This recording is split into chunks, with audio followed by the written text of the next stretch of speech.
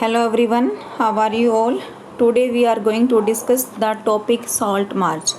ये हमारा चैप्टर है नेशनलिज्म इन इंडिया। वहाँ से टॉपिक हम कर रहे हैं salt march and the civil disobedience movement. आप लोगों को पता है ऐसी क्या सिचुएशन रही कि गांधी जी को जो सॉल्ट मार्च है ये हमारे मूवमेंट के रूप में हमारे सामने लेकर आए। आपको पता है बेटा, नेहरू रिपोर्ट आती है 1929 में, उसको अंग्रेज एक्सेप्ट नहीं करते हैं। देन हमने यहाँ पे डिमांड क्या की थी कि हमारा जो इकोनॉमिक सिस्टम है वो डेवलप होना चाहिए, ये भी हमारे जो ब्रिटिश रूल है डिनाई कर देते हैं। देन हमने कहा कि कम से कम हमारे को फ्रीडम दे दो, वो भी मना कर देते हैं। तब गांधी जी परेशान हो जाते हैं। तब महात्मा गांधी क्या कहते हैं, देखो एक बार ध्यान से। Mahatma Gandhi found in salt a powerful symbol that could unite. Gandhi ji ने देखा कि जो सॉल्ट है एक पावरफुल सिंबल है जिसकी वजह से हम अपने नेशन को यूनाइट कर सकते हैं। हम अपने नेशन को क्या कर सकते हैं बेटा, इकट्ठा कर सकते हैं। देन उन्होंने क्या किया, 31 जन 1930 को ही sent a letter to viceroy Irwin. Viceroy Irwin को वो एक लेटर सेंड करते हैं और उसमें डिमांड रखते हैं। कितनी डिमांड, 11 डिमांड। और उन्होंने कहा कि अगर आप हमारी इन डिमांड को मान लेते हो तो ठीक है, अगर हम नहीं मानते हो तो हम क्या करेंगे, सॉल्ट मार्च स्टार्ट करेंगे। और हमने टाइम रख दिया, ठीक है बेटा। लेकिन इसमें क्या डिमांड थी वो हमें देखना है। नॉर्मली जनरल यहाँ पे इंटरेस्ट की बातें होती हैं, कुछ क्लासेस थी अलग अलग डिफरेंट वहाँ की भी बातें होती हैं। लेकिन इस तरीके से अगर ये डिमांड मान ली जाती हैं तो भी वाइडली हमारे इंडिया में क्या आ जाती है, यूनिटी आ जाती है। लेकिन ऐसा नहीं होता है। जो एक सबसे हाईलाइट डिमांड थी इसमें वो क्या थी बेटा, abolish the salt tax. Salt के ऊपर जो टैक्स था उसको हटा दिया जाए। लेकिन ऐसा नहीं होता था क्योंकि महात्मा गांधी ने डिक्लेयर कर दिया था कि अगर ब्रिटिश रूल हमारे इस डिमांड को नहीं मानेंगे तो हम क्या स्टार्ट कर देंगे, सॉल्ट मार्च स्टार्ट कर देंगे। It was an ultimatum. ये अल्टीमेटम था। कब तक था बेटा, अगर 11 मार्च तक इन डिमांड्स को आप कंप्लीट कर देते हो देन ओके, अदरवाइज हम 12 मार्च से क्या कर देंगे, ये सिविल डिसोबीडियंट मूवमेंट स्टार्ट कर देंगे। और सेम ऐसा ही होता है बेटा। जो इरविन है वहाँ पे उस टाइम पे गवर्नर जनरल होते हैं। ये किसी भी तरीके से कोई भी नेगोशिएशन के मूड में नहीं है। गांधी जी अपने 78 ट्रस्टीज या वॉलंटियर के साथ ही जो अपनी यात्रा स्टार्ट करते हैं, ट्रैवल स्टार्ट करते हैं। और उनको टोटल कितना जाना था बेटा, 240 माइल्स उनको दूरी और डिस्टेंस थी। और पर डे कितना बेटा, 24 डेज लगाते हैं। पर डे कितना, 10 माइल्स। ओके, इस तरीके से रास्ते में जितने भी क्राउड उनके साथ आमना सामना होता है, गांधी जी उनको समझाते हैं और किसको वॉयलेट करने के लिए कहते हैं, ब्रिटिश लॉ को वॉयलेट करने के लिए कहते हैं। और लास्ट में जाके बेटा 6 अप्रैल को Gandhi ji manufacturing salt by boiling sea water से नमक बना लेते हैं। इस तरीके से गांधी जी ने बेटा सॉल्ट मार्च किया एंड सिविल डिसोबीडियंट मूवमेंट को स्टार्ट किया। उसके बाद हम देखते हैं कि ये जो सिविल डिसोबीडियंट है इसमें किस तरीके के लोगों ने पार्टिसिपेट किया, क्या वजह थी, किस तरीके से ये है जो हमारा नॉन कॉपरेशन मूवमेंट से क्या है। देखो आप इस पिक्चर को देख सकते हो, डिफरेंस है इसमें। क्या क्या और चीज़ें हुई थी जो हम पहले नॉन कॉपरेशन मूवमेंट में नहीं देख पाते हैं। देखो बेटा इसमें क्या होता है, 1921 टू 1922 यहाँ पे देखो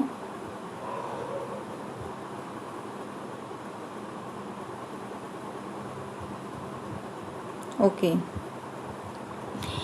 जो हमारे फॉलोअर हैं बेटा वो क्या करते हैं, they had done 1921 to 1922 but they also to break colonial law. वो क्या करते हैं बेटा, कॉलोनियल लॉ का मतलब होता है जो ब्रिटिश रूल थे उनको तोड़ देते हैं। Thousands in different parts of country broke the salt law, और सॉल्ट लॉ को तोड़ देते हैं। मैन्युफैक्चर्ड साल्ट बनाते हैं वो, demonstrated in front of the government salt factories में। और जहाँ पर ये नमक बनता था उन जो गवर्नमेंट की फैक्ट्री थी वहाँ पे वो डेमोन्स्ट्रेटर मतलब धरना प्रदर्शन करते हैं। इस तरीके से बेटा जो ये हमारा मूवमेंट है ये स्प्रेड हो जाता है। हम जितने भी फॉरेन क्लोथ्स हैं उनको बायकॉट कर देते हैं, बहिष्कार करते हैं। जितने भी लिकर शॉप हैं उनको बंद कर देते हैं। और जो हमारे पीजेंट्स हैं वो रिवोन्यू देने से मना कर देते हैं। विलेज ऑफिसर क्या करते हैं बेटा, फॉरेस्ट लॉ को वॉयलेट कर देते हैं और रिजर्व जो एरिया है वहाँ पर अपने कैटल वगैरह को लेकर चले जाते हैं। तो यही वजह है कि अंग्रेज बार बार इंडियन पर बहुत ज़्यादा अत्याचार करते हैं। अब अंग्रेज क्या करेंगे, अब इसको दबाने की कोशिश करेंगे। देखो Worried by the developments, colonial government began arresting the Congress leader one by one. अब क्या हुआ बेटा, ब्रिटिश ऑफिसर्स ने क्या किया, सेम सिस्टम हमेशा ऐसा ही होता आया है, कांग्रेस लीडर को अरेस्ट कर लिया गया। और सबसे बड़ी बात क्या हुई, जब हमारे अब्दुल गफ्फार खान को अरेस्ट किया, ये क्या थे, गांधी जी के फॉलोअर थे या उनके एक स्टूडेंट है कह सकते हैं। इनको कब किया बेटा, 1930 में इनको अरेस्ट किया। अब क्राउड बहुत ज़्यादा एंग्री हो जाती है। अब किसी भी तरीके से वो कांग्रेस को क्या कहते हैं, ब्रिटिश ऑफिसर्स को किसी भी तरीके से वो कोऑपरेट नहीं करते हैं। अब क्या होता है बेटा, दोनों तरफ से अटैक होता है, मैनी वर किल्ड, काफ़ी लोग मारे जाते हैं। अब 1 मंथ के बाद गांधी जी खुद अरेस्ट हो जाते हैं। ठीक है, अब क्या होता है बेटा, जितने भी इंडस्ट्रियल वर्कर्स हैं सोलापुर में अटैक्ड, मतलब वो एक तरीके से हमारे वर्कर भी अटैक करते हैं और दूसरे तरीके से जो ब्रिटिश ऑफिसर हैं वो भी अटैक करते हैं। अब वो ब्रिटिश ऑफिसर्स के पास क्या होते हैं बेटा, ज़्यादा से ज़्यादा इंस्ट्रूमेंट्स होते हैं, वो ज़्यादा से ज़्यादा हमारे को ब्रूटल तरीके से, बिल्कुल बहुत बुरे तरीके से ही इंडियंस के साथ अत्याचार करते हैं। A frightened government respond with a policy of brutal repression, देखा आपने कितने बुरे तरीके से करते हैं। अब जो पीसफुल सत्याग्रही थे, आराम से जो अपने हड़ताल स्ट्राइक वगैरह कर रहे थे, उन पर भी अटैक कर दिया जाता है। जो फीमेल्स हैं, जो चिल्ड्रन, उनको मारा जाता है। And about 1 lakh people were arrested, इस तरीके से आपने देखा कि 1 लाख के आसपास पीपल को अरेस्ट कर लिया जाता है। इन सच ए सिचुएशन गांधी जी, अब ऐसी सिचुएशन में आपको पता है गांधी जी क्या करते हैं, वही काम करते हैं जैसे लास्ट टाइम पे किया था, call off the movement and entered into a pact with Irwin on 5 March 1931। Same ऐसा ही होता है। और तभी सुभाष चंद्र बोस को बहुत ज़्यादा गुस्सा आता है और वो कहते हैं गांधी जी के जितने भी मूवमेंट हैं वो लाइक के क्या है, एक वो क्या बोलते हैं उसको, एक चिंगारी की तरह है, जो एक वर्ष क्या होता है, धुआं तो निकलता है उसका लेकिन रिजल्ट कुछ नहीं होता, एक क्रैकर की तरह है। नॉर्मली सुभाष चंद्र बोस ने स्पेशली ये बोला है बेटा कि गांधी जी के मूवमेंट्स एक क्रैकर की तरह हैं, जो थोड़े टाइम के लिए तो रोशनी देते हैं, उसके बाद क्या होते हैं, ख़त्म हो जाते हैं। ऐसा ही होता है, आप खुद देखो आगे। गांधी जी क्या करते हैं, इसको बंद करने की कोशिश करते हैं। बंद क्या, इट मीन्स ये कह दो कुछ इसको स्टॉप कर देते हैं, विड्रॉ कर देते हैं। अब उसके बाद देखो साथ में क्या होता है, जो इरविन थे 5 मार्च 1931 को इरविन के साथ एक पैक्ट साइन करते हैं। और वो पैक्ट क्या है बेटा, देखो, by this Gandhi Irwin pact Gandhi ji concentrated to participate in a round table conference. वो राउंड टेबल कॉन्फ्रेंस लंदन में जो होने वाली है वहाँ पे जाने के लिए एग्री कर जाते हैं। आपको पता है बेटा 3 राउंड टेबल कॉन्फ्रेंस होता है 1930 में, 31 में और 32 में। फर्स्ट का जो कांग्रेस का है बाइकआउट करती है, सेकंड में गांधी जी जाते हैं लेकिन कुछ फ़ायदा नहीं होता, थर्ड में भी कांग्रेस पार्टिसिपेट नहीं करती है। हमारे एक ऐसे पर्सन हैं जो 3 जो राउंड टेबल होती हैं उनमें पार्टिसिपेट करते हैं, वो हैं भीमराव अंबेडकर। ओके बेटा, अब राउंड टेबल कहाँ पे होती है, लंदन में होती है। गवर्नमेंट जो है कुछ असाइनमेंट करवाना चाहती है, किससे, गांधी जी से। उन्होंने कहा ठीक है, अगर आप वहाँ पे राउंड टेबल में आना चाहते हो, आ सकते हो, तो हम क्या करेंगे, गवर्नमेंट ने कहा कि हम जितने भी आपके पॉलिटिकल प्रिजनर्स थे उनको रिलीज़ कर देंगे। ठीक है, उनको रिलीज़ कर देते हैं। ठीक है, in December 1931 Gandhi ji went to London for the conference के लिए जाते हैं, but the negotiation broke down, कोई नेगोशिएशन नहीं होती है। ही रिटर्न डिसअपॉइंटेड, वो दुखी होकर वापस आ जाते हैं। Back in India he discovered that the government had begin a new cycle of repression. अब उन्होंने देखा कि सरकार तो नए नए तरीके अपना रही है। अब देखो बेटा, गफ्फार खान और नेहरू कहाँ थे, जेल में थे। कांग्रेस क्या करी थी, कांग्रेस को उन्होंने डिक्लेयर कर दिया था, इलीगल डिक्लेयर कर दिया था। अब हर तरीके से कोई भी मीटिंग नहीं हो रही थी, बाइकआउट ज़्यादा हो रहा था। अब गांधी जी ने दोबारा से ऐसी सिचुएशन में क्या किया कि सिविल डिसोबीडियंस मूवमेंट को रीलॉन्च कर दिया। ठीक है, रीलॉन्च कर देते हैं। For a year the movement continued, but 1934 में इसका मोमेंटम धीरे धीरे क्या हो जाता है बेटा, स्लो हो जाता है। लेकिन क्या हुआ, देखो गांधी जी का क्या होता है कि स्टार्टिंग में वो बहुत ज़्यादा जोश में आ जाते हैं, वर्क बहुत अच्छा करते हैं, लास्ट में लेकिन वो जब वॉयलेंस ज़्यादा क्रिएट हो जाता है तो उस चीज़ को वो ख़त्म कर देते हैं। अब हम देखेंगे बेटा, जिन्होंने पार्टिसिपेट किया था इसमें, उन्होंने कैसा रिएक्ट करते हैं वो। ठीक है, कैसे कैसे रिएक्ट करते हैं, देखो सबसे पहले हम इसमें क्या देखेंगे, जो हमारे रिच कम्युनिटी वाले हैं वो इसके अंदर पार्टिसिपेट करते हैं। उनका क्या मकसद था, वो एक ही, देखो जितने भी इस मूवमेंट से जुड़े हुए थे बेटा, उन सभी का अपना एक पर्टिकुलर क्या होता है, कोई ना कोई प्रॉफिट होता है, उसी के लिए वो वहाँ पे जुड़ते हैं। बाद में एक एज ए नेशन उनके अंदर जो ये भावना डेवलप होती है। अब ये जो रिच पीजेंट्स थे बेटा, वो क्या थे? देखो, गुजरात में तो इनको क्या बोलते हैं, पाटीदार बोलते हैं, और यहाँ पे यूपी में क्या बोलते हैं, इनको जाट बोलते थे। इन्होंने ये कैसे क्रॉप प्रोड्यूस करते थे? ये कमर्शियल क्रॉप प्रोड्यूस करते थे। उस टाइम पे क्या होता है बेटा, ध्यान से देखो, उस टाइम पे जो क्रॉप ये प्रोड्यूस करते हैं, हार्ड टाइम आ जाता है, उनके जो प्राइसेस हैं वो गिर जाते हैं, और क्या होता है बेटा, उनके पास कोई भी कैश नहीं होता, जिसकी वजह से गवर्नमेंट का जो रिन्यू है या रिवेन्यू है उसको दोबारा से रिन्यू नहीं करवा पाते, या ये कह सकते हो जो रिवेन्यू है वो पूरा नहीं कर पाते। अब सरकार ने क्या कहा कि भी किसी भी तरीके का रिड्यूस नहीं होगा, कोई रिवेन्यू किसी का भी माफ़ नहीं होगा। अब इस वजह से ये जितने भी हमारे रिच पीजेंट्स ये नाराज़ हो जाते हैं और किसको ज्वाइन कर लेते हैं, सिविल डिसोबीडियंस मूवमेंट को ज्वाइन कर लेते हैं। अब इनको ये लगता है कि ऐसा करने से हो सकता है गांधी जी उनका ये रिवेन्यू जो है थोड़ा सा कम करवा दे। देखो, इनके लिए स्वराज क्या था, रिवेन्यू कम से कम उनका माफ़ हो जाए या कम हो जाए। इसीलिए क्या करते हैं बेटा, ये अपने साथ साथ काफ़ी और जो सपोर्टर्स हैं उनको भी कहते हैं कि चलो आप सभी को इसमें पार्टिसिपेट करना चाहिए। लेकिन फिर वही सिस्टम होता है, 1931 में गांधी जी इसको क्या कर लेते हैं, कोल्ड ऑफ करते हैं, तो जो रिवेन्यू है वो उसमें भी कोई रिवाइज नहीं होता है। इस वजह से बेटा जब दोबारा से स्टार्ट होता है 1932 में, ये लोग जो है पार्टिसिपेट करने से मना कर देते हैं। अब आपको पता लग गया जो रिच कम्युनिटीज़ थे वो क्यों पार्टिसिपेट करते हैं, सिर्फ रिवेन्यू जो डिमांड थी उसको कम करवाने के लिए।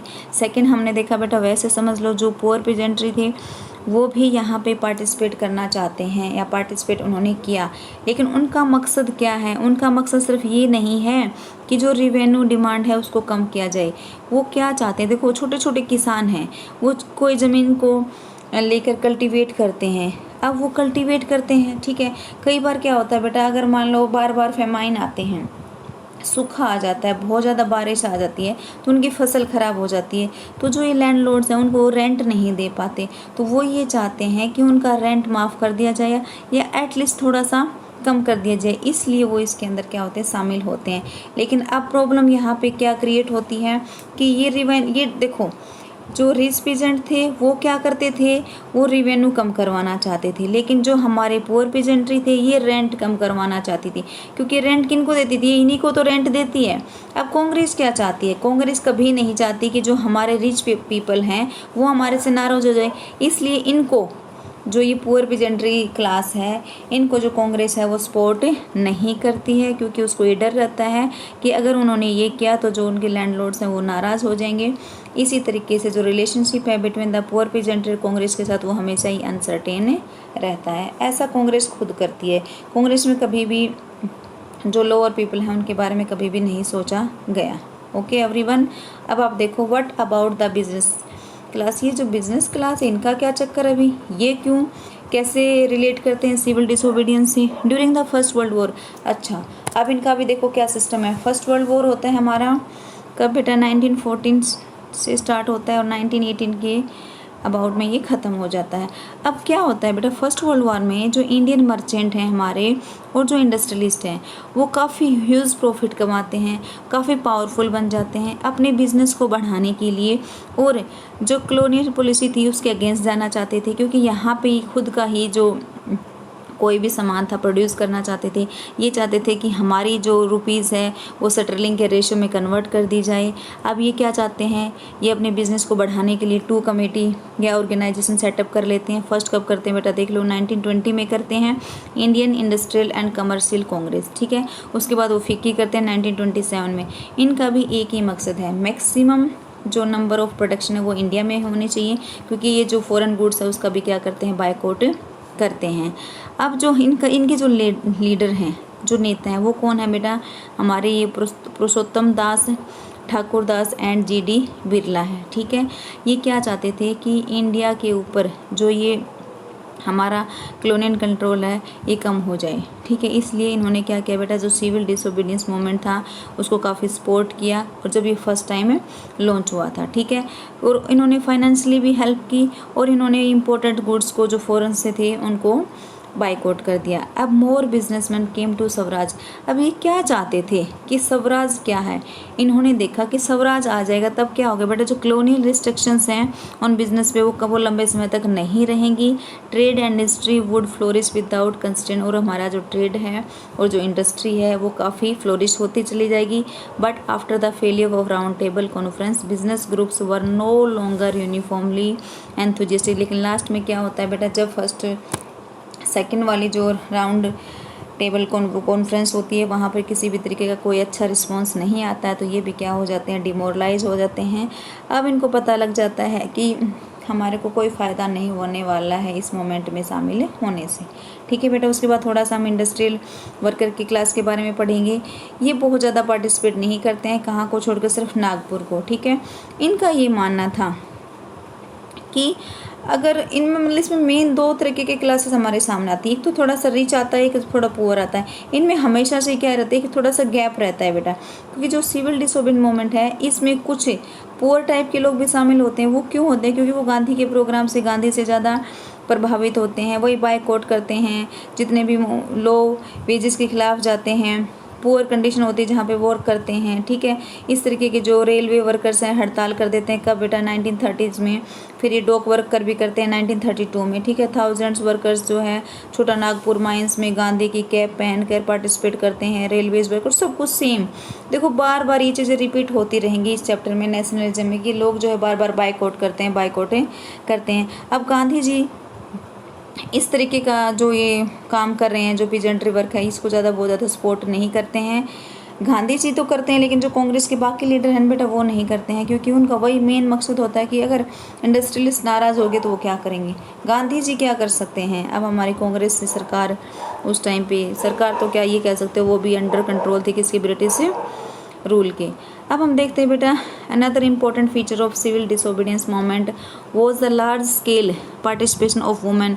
अब इसमें वुमेन का भी काफ़ी दिखा रखा है बेटा। ड्यूरिंग गांधी जी सोल्ट मार्च थाउजेंड्स वुमेन वहाँ पर आती हैं, पार्टिसिपेट करती हैं। जितने भी मूवमेंट होते हैं सब में खुश हो गए। देखो आप देख सकते हो किस तरीके से जितने भी वुमेन्स हैं, बच्चे भी साथ साथ हैं, फॉलो कर रहे हैं।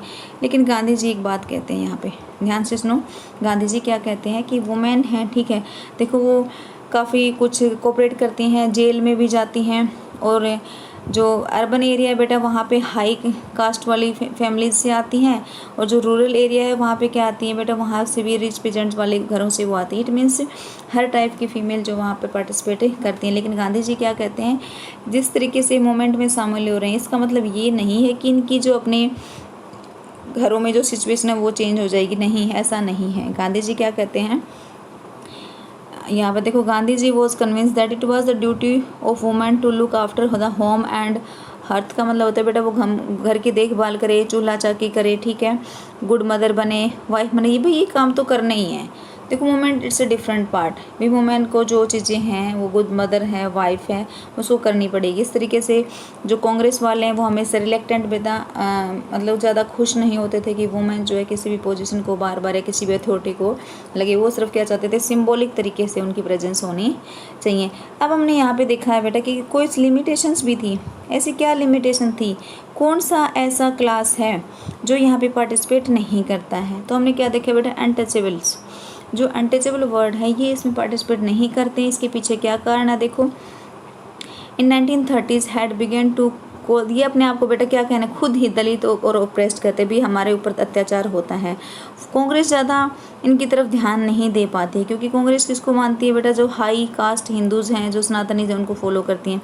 लेकिन महात्मा गांधी डिक्लेयर कर देते हैं कि swaraj would not come for 100 years if untouchability was not eliminated. Gandhi ji कहते हैं कि जब तक अनटचेबिलिटी को ख़त्म नहीं करोगे तब तक स्वराज नहीं आएगा। और वो स्वराज जो अनटचेबल्स में हरिजन, उनको क्या कहते हैं, द चिल्ड्रन ऑफ गॉड, ये भगवान के बच्चे हैं, और उनके लिए सत्याग्रह लॉन्च करते हैं। और क्या कहते हैं, इनको टेम्पल्स में, पब्लिक वेल्स में, टैंक्स में, रोड्स में, स्कूल में जाने की परमिशन होनी चाहिए। और वो खुद अपने आप को क्या करवाना चाहते हैं, देखो ही himself clean toilets to dignify the work of बंगे स्वीपर का काम करते हैं, वो लोगों को मनाते हैं। अपर कास्ट को क्या कहते हैं कि अपना हार्ट चेंज करो, ये जो अनटचेबिलिटी वाला सिस्टम है इसको ख़त्म करो, ठीक है। Many Dalit leader work keen on a different political solution. लेकिन जो बेटा पॉलिटिकल लीडर थे दलित वाले, वो क्या चाहते थे, कोई पॉलिटिकल सॉल्यूशन होना चाहिए हमारा इस प्रॉब्लम को हमेशा के लिए ख़त्म करने के लिए। उन्होंने क्या किया, अपने आप का ऑर्गेनाइजेशन स्टार्ट कर दिया, डिमांड कर दी रिजर्व सीट की, एजुकेशनल इंस्टीट्यूट में रिजर्वेशन मिलना चाहिए, सेपरेट इलेक्टेड होना चाहिए, अलग से वोट होने चाहिए, सिर्फ दलित को दलित ही वोट देगा ऐसा सिस्टम होना चाहिए, would choose Dalit members of legislative council, ठीक है। Political empowerment they believed would resolve the problems of the social disability. अब वो क्या चाहते हैं कि पॉलिटिकल वे से ही हम इस बीमारी से बाहर निकल सकते हैं, ठीक है। इस तरीके से हमने देखा कि जो ये अनटचेबल वाले हैं वो महाराष्ट्र और नागपुर में भी बहुत कम पार्टिसिपेट करते हैं क्योंकि वहाँ पर इनकी पोजीशन बहुत अच्छी होती है, ठीक है बेटा। अब हम पढ़ने वाले हैं किसके बारे में, डॉक्टर B.R. अम्बेडकर। अब ध्यान से सुन लो, B.R. अम्बेडकर क्या है बेटा, ये फाउंडर ऑफ कॉन्स्टिट्यूशन है। इन्होंने ऑर्गेनाइज्ड किया दलित को, और ये दलित के लिए क्या किया बेटा, उन्होंने डिप्रेस्ड क्लास एसोसिएशन इन 1930 में या 1930 में उन्होंने डिप्रेस्ड क्लास एसोसिएशन जो है इस्टेब्लिश किया। इससे क्या हो जाता है, क्लैश हो जाता है गांधी जी के साथ। किस मैटर को लेकर, कब होता है, सेकंड राउंड टेबल कॉन्फ्रेंस होती है और वहाँ पे डिमांड की जाती है सेपरेट इलेक्टेड फॉर दलित के भी अलग से वोट डालें, अलग दलित को ही वोट डालेगा, इस तरीके की आर्गूमेंट हो जाती है। When the British government concede Ambedkar's demand. अब देखो बेटा सेकंड राउंड टेबल कॉन्फ्रेंस चल रही है लंदन में, ठीक है। अब ब्रिटिश जो गवर्नमेंट है वो अम्बेडकर जी की बात को मान लेते हैं, लेकिन गांधी जी कहते हैं कि नहीं, ऐसा नहीं हो सकता। उन्होंने फास्टिंग करनी स्टार्ट कर दी है। वो मानते हैं कि अगर इनको अलग से वोट के लिए परमिशन दे देते हैं तो कभी भी ये इंटीग्रेशन नहीं होगा सोसाइटी में, ये हमेशा सोसाइटी से अलग हो जाएंगे, कभी भी एक सोसाइटी में मिलकर नहीं रहेंगे। अम्बेडकर अल्टीमेटली एक्सेप्ट कर लेते हैं गांधी जी की पोजीशन को। And the result of the Poona pact September 25 सितंबर लिख लो यहाँ पे 32 में। अब क्या होता है बेटा, गांधी जी की जो पोजीशन है उसको एक्सेप्ट कर लेते हैं अम्बेडकर, और उसका रिजल्ट क्या होता है कि 25 सितंबर 1932 में एक पूना पैक्ट साइन होता है। It gave the depressed classes. इससे क्या होता है, जो डिप्रेस्ड क्लास थी इसको हम शेड्यूल कास्ट कहते हैं, reserve seats in provincial and central legislative council में रिजर्व सीट मिल जाते हैं, but they are to be voted in the general elected. लेकिन ऐसा नहीं होता कि सिर्फ दलित ही दलित को वोट देगा। अब क्या होगा, जनरल सभी उसको वोट देंगे, लेकिन रिजर्वेशन मिल जाता है। द दलित मूवमेंट, इस तरीके से हमने देखा कि जो दलित मूवमेंट है वो बहुत ज़्यादा बढ़ चढ़ कर इसमें भाग नहीं लेता है। अब कुछ मुस्लिम ऑर्गेनाइजेशन हैं वो भी बेटा इसमें ज़्यादातर खुश नहीं होते हैं, भाग नहीं लेते हैं। देखो नॉन कोऑपरेशन खिलाफ मूवमेंट जब एंड होता है तो जो मुस्लिम लीग है ना, ये अपने आप को अलाइनेटेड करते हैं, मतलब अलग सा महसूस करते हैं।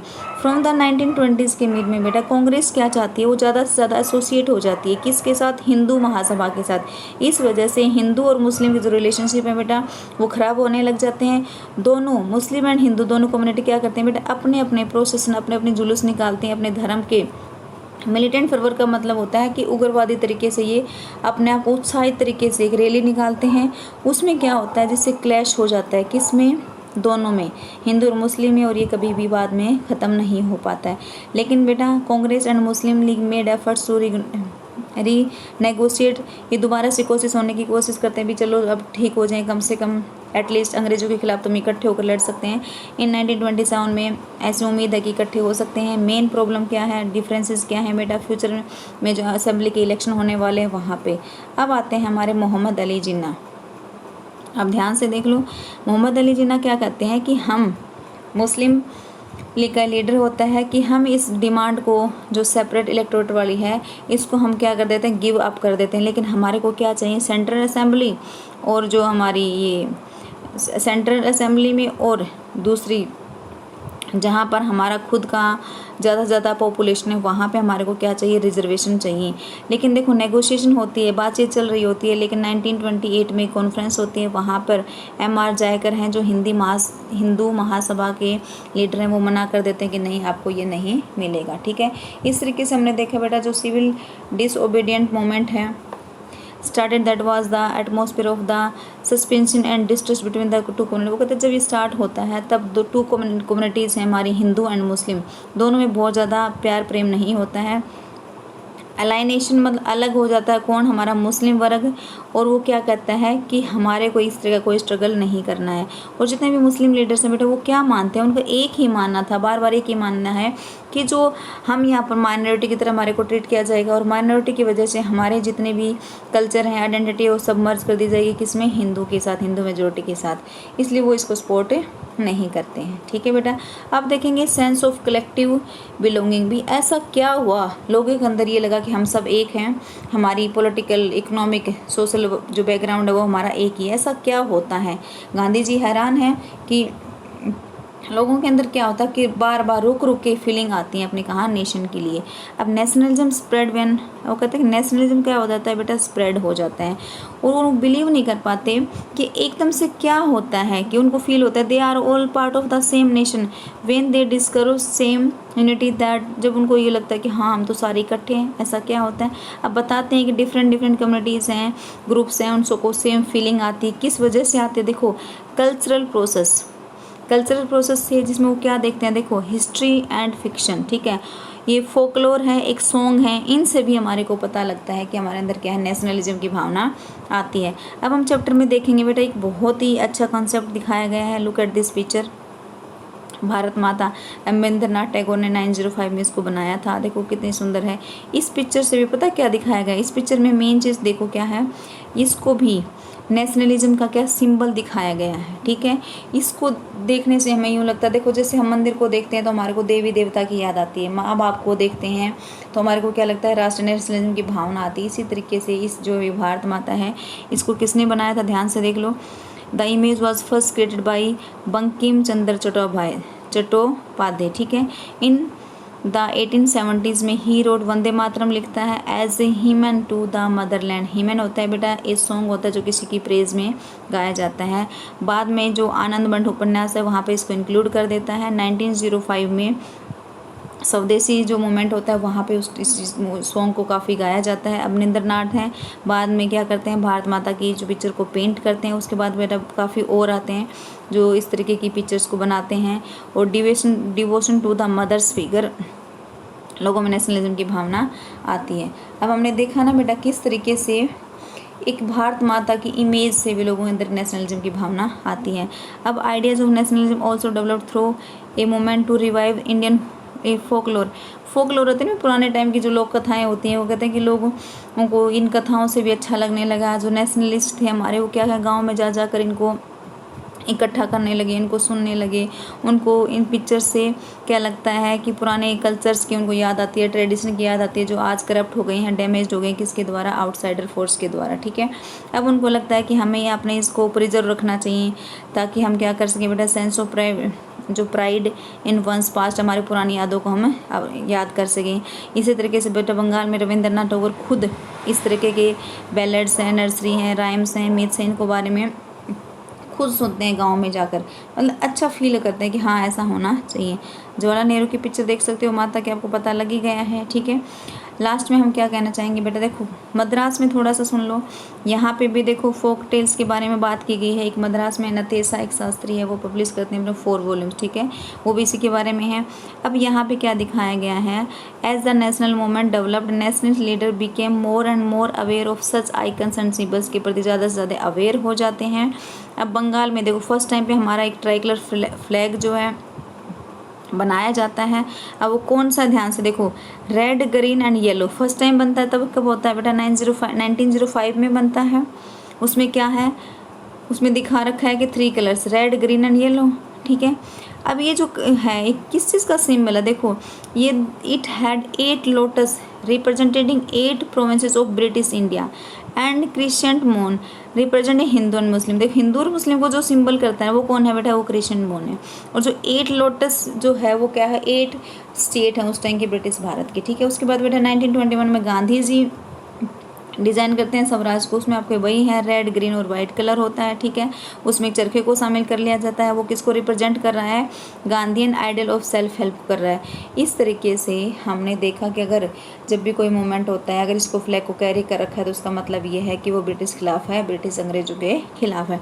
इस तरीके से हमने देखा another means of creating a feeling of national was through a री इंटरप्रिटेशन ऑफ हिस्ट्री। हिस्ट्री से भी हमारे को क्या पता लगता है बेटा, पुराने टाइम में हम काफ़ी डेवलप थे, हम किसी भी तरीके से अंग्रेजों से कम नहीं थे, लेकिन डे बाय डे हमारे ऊपर वहाँ पर वो कंट्रोल कर लेते हैं, हमारी पूरी इकोनॉमिक सिस्टम को क्या कर देते हैं, अपने कंट्रोल में करके जो जितना भी रिवेन्यू सिस्टम है वो खुद कलेक्ट करते हैं। हमें कुछ समझ में ही नहीं आता, ठीक है। हम यूँ सोचते हैं चलो ठीक है, हमारे अंदर नेशनलिज्म की भावना बाद में क्रिएट होती है। अब देखो यहाँ पे Indian history had to thought about differently, the British are Indians as backward हैं। हाँ, वो ब्रिटिश हमारे को पता क्या सोचते हैं, कहते हैं कि हम बैकवर्ड हैं, प्रिमिटिव, ओल्ड हैं, इनकैपेबल हैं, हम खुद वहाँ पर क्या नहीं कर सकते, कोई भी शासन नहीं कर सकते। अब हमने अपनी पुरानी हिस्ट्री के बारे में देखा तो उसमें क्या लिखा हुआ था बेटा, ध्यान से देखो। The glorious time in this view was followed by the history of decline when India was gone. वो कहते हैं कि हमारा पुराना टाइम, देखो बेटा, आर्किटेक्चर था हमारे पास, साइंस थी, मैथमेटिक्स था, रीजन था, कल ये सारी चीज़ों में हम डेवलपमेंट थी हमारी। इस तरीके से हमने बेटा ये पूरा चैप्टर देख लिया है, ठीक है। आप लोगों को मेन ये देखना है कि जो नेशनलिज्म की भावना है वो ऐसी क्या सिचुएशन रही कि हमारा जो इंडिया है पूरा एक यूनाइट कंट्री बन जाता है। 1947 तक पहुंचने के लिए उसको क्या क्या स्ट्रगल करना पड़ा, वही इस चैप्टर में हमने पढ़ा है। Okay, bye bye everyone, have a nice day.